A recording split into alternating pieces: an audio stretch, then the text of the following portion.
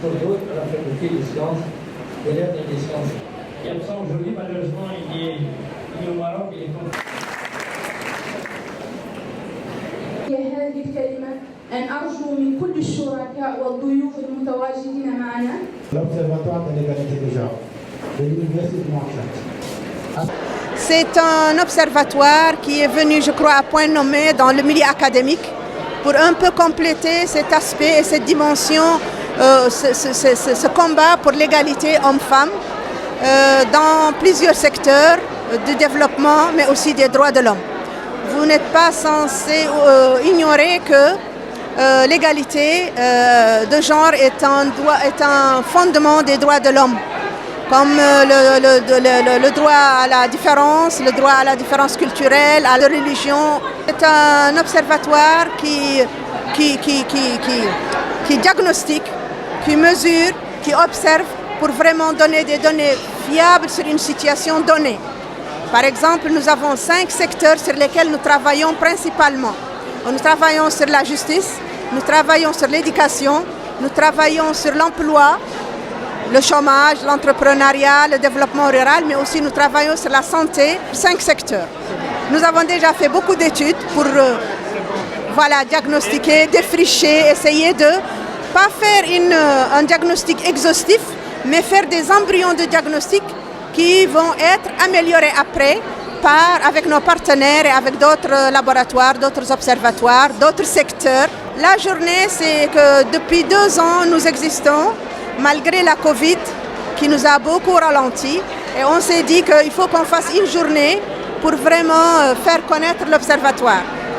Quand même, après tout ce qu'on a fait comme activité, tout ce que nous faisons comme renforcement de capacité des groupes d'étudiants de master qui sont avec nous, il était temps qu'on fasse connaître notre existence et pour ouvrir aussi l'observatoire à d'autres partenariats, à d'autres coopérations, à d'autres activités, etc. Parce que nous nous considérons aussi comme un laboratoire.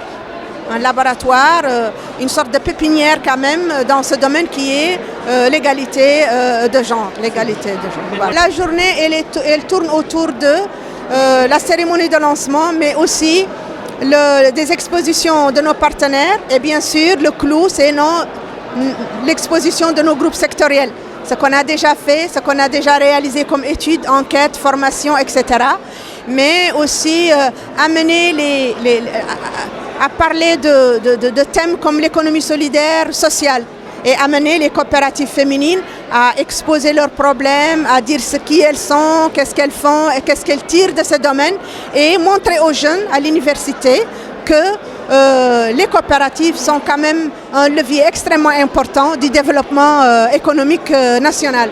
Et que ce n'est pas un domaine à négliger et que même il peut être un domaine d'absorption de ces étudiants en tant que diplômés futurs qui ont besoin de travail ou qui ont besoin de champs pour vraiment... voilà.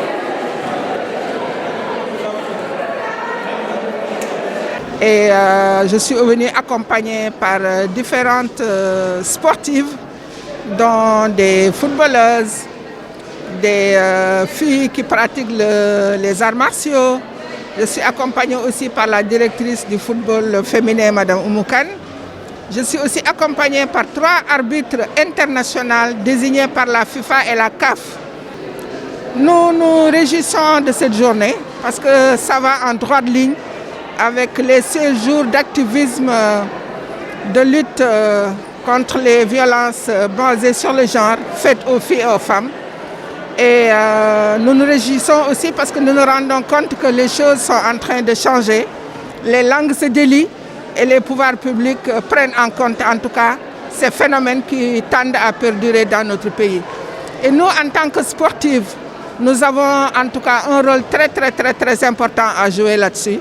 Parce que nous savons que le sport, pour la femme et la fille en général, participe en tout cas à valoriser la personne, à augmenter son estime de soi et à développer en tout cas l'esprit d'ouverture, de solidarité, de sorte qu'une fille ou une femme qui fait du sport a beaucoup plus de chances de pouvoir se défendre par rapport à toutes les violences qui sévissent à travers le monde que d'autres qui n'en font pas.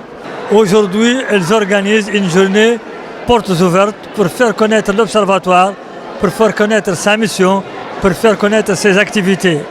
Elle jouit de l'appui de l'université de Nouakchott El Asriya. Il est destiné à être un centre de recherche qui dépend de l'université. Actuellement, il est logé auprès de la faculté des sciences économiques et juridiques.